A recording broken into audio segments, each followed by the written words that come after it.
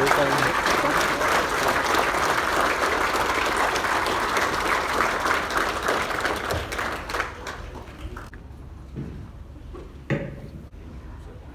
morning. Who says women can't adapt and adjust? We're in here about 6 hours early. I have the true pleasure of working. Is Gary in the room? Well, Gary, you should be up here. Gary Strummy and I are co-chairmen for the Youth Awareness at District 19. And we always have a very successful program, but this year it went over the top. And we have the first place international winner that was sponsored by La Habra Moose Lodge. Yeah, I had to be. Hi, good morning. It's my pleasure to be standing right here, and I'm just gonna bring you guys the original presentation that I did in the International Congress, so you guys can see what I did and probably feel the feeling. So, are you guys ready for that? All right, thank you. You are so fat. You're cross-eyed and your teeth are disgusting. And you know what? You look very ugly. Hi, my name is Nguyen Tran, and I used to suffer body shaming. Those phrases and the words and the dirty looks behind my back has always reminded me that I didn't deserve to have friends.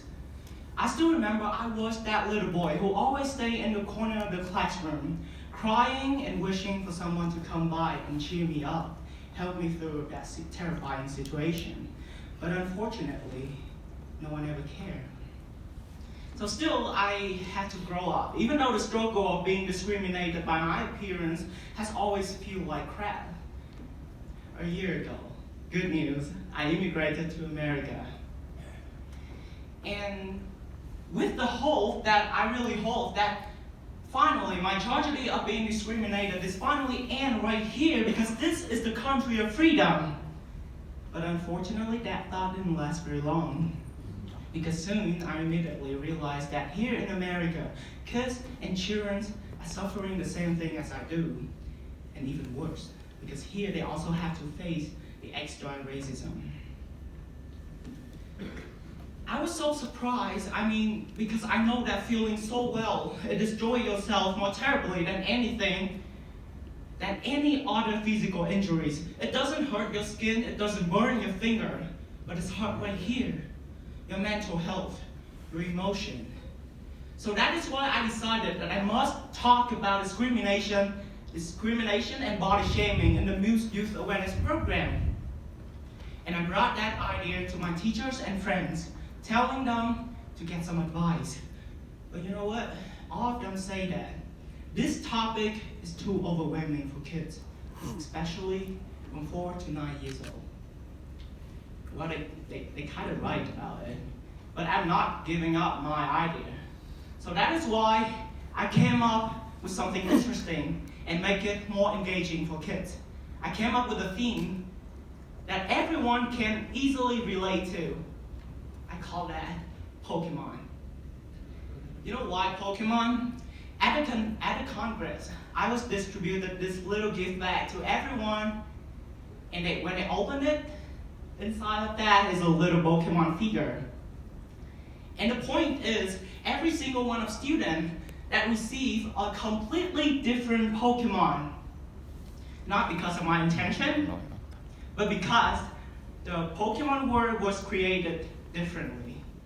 It was created just as diverse as our real word, which make it a perfect reference to use to talk about discrimination. And I started my plan, go to 3 elementary schools and talk to more than 80 elementary students about body shaming and discrimination.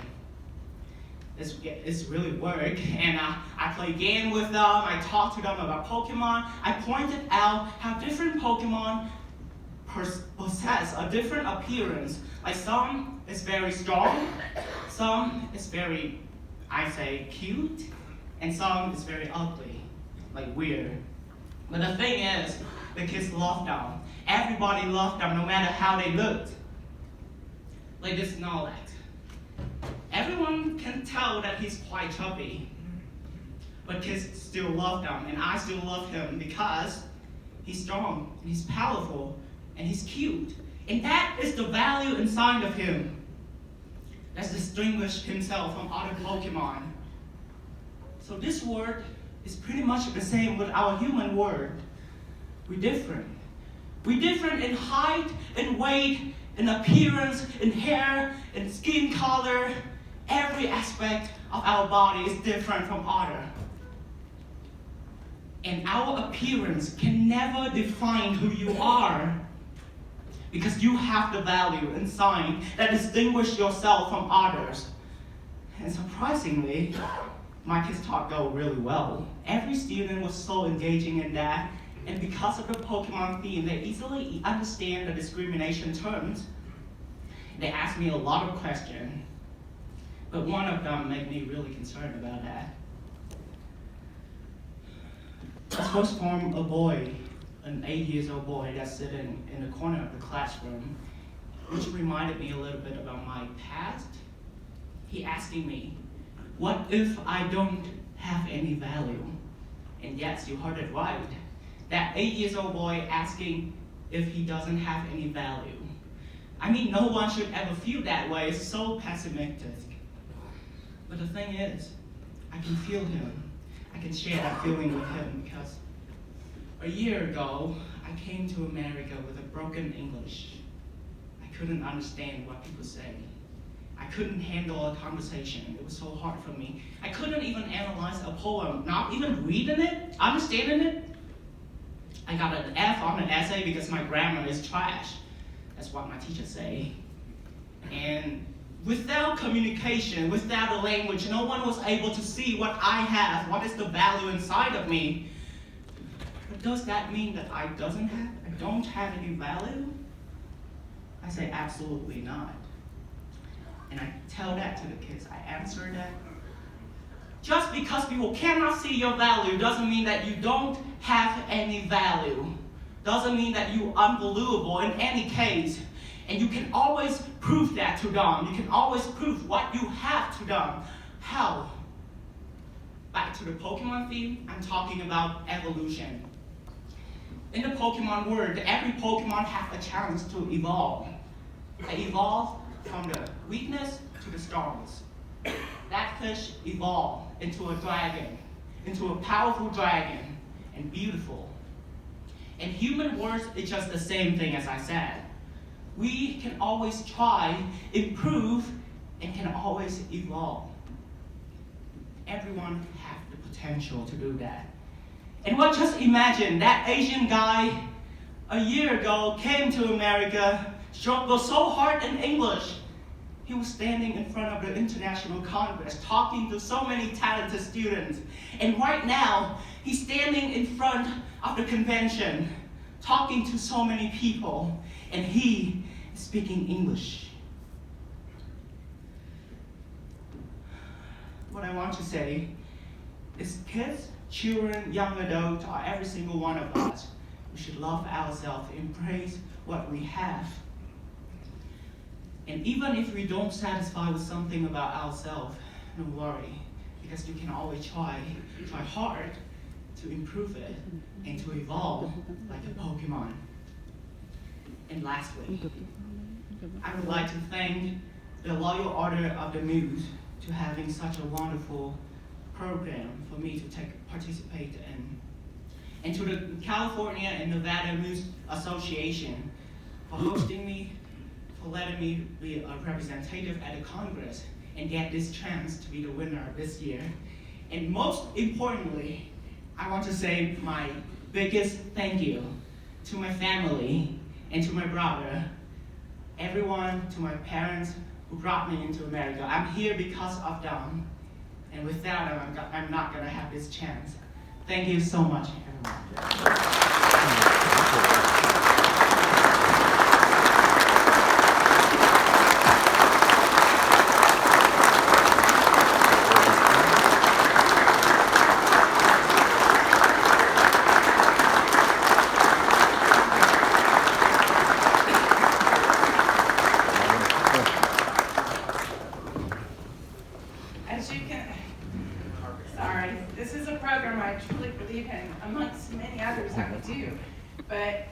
you can see why Harley won first place, and I was told by several other people that Harley just melted the hearts of the students at the Congress. And this was his first chance, his first try. He's a senior, he's graduated, he's now attending junior college, and he's gonna do his 2 years at junior college, and then he's going to move on to his 4-year college. And I wish we had him for a few more years, but what I wanna say about Harley is, he didn't just win, he's wanting to give back. He's helping us at our Congress in Anaheim. He truly wants to continue to help us. And with his presentation and his energy, I think he will reach out to many more students. Thank you guys so much for the time to allow him to speak and show his presentation. Have a great day.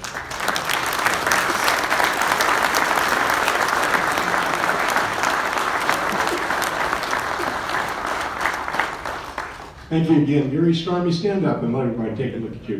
Thank you for all you've done. Thank you. I would like to introduce his family. Thank you, Gary. And I just want to introduce my family that coming here with me because of you guys, because of the help of you guys to cover our church. Thank you so much. And here's my parents and my brother. Thank you. I just want to say thank you, American. Thank you, Moose. Yes, thank you so much. Yes. Thank you.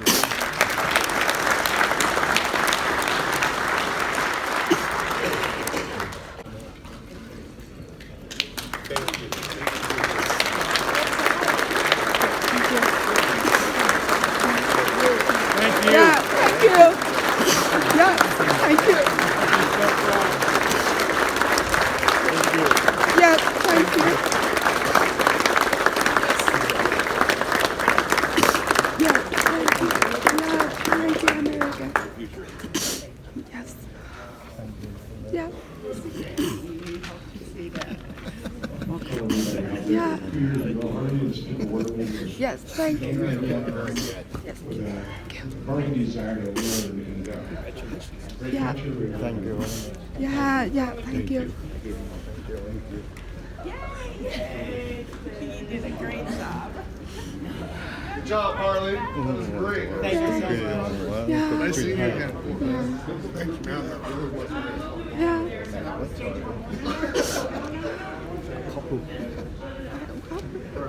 Our student conference, perfect report.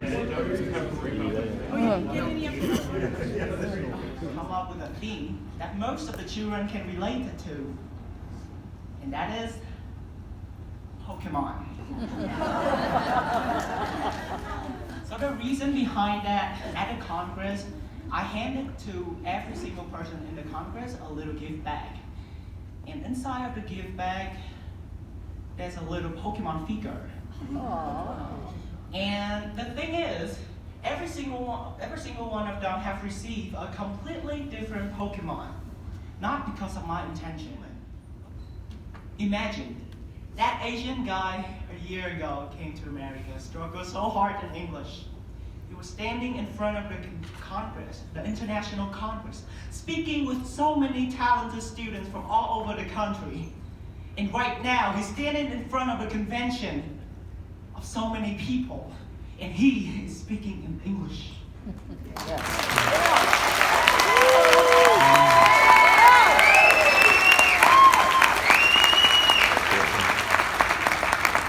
point is, all of us, and lastly, I want to send my special appreciation to the Loyal Order of Moose for hosting such a wonderful program, and give me a chance to stand here in front of everyone, in front of so many people, my parents and my brother, who brought me here, who hosted me, and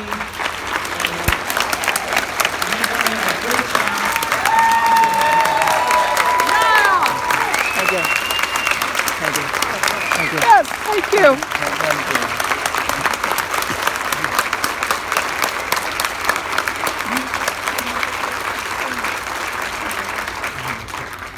Thank you very much.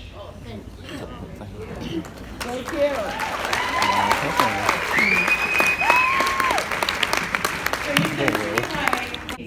Thank you.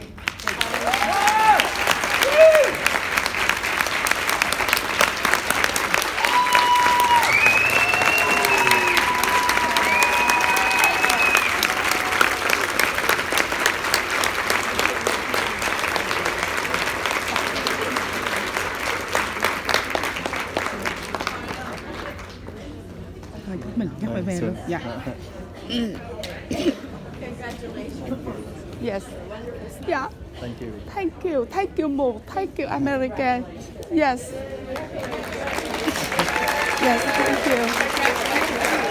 Yes, thank you, everybody.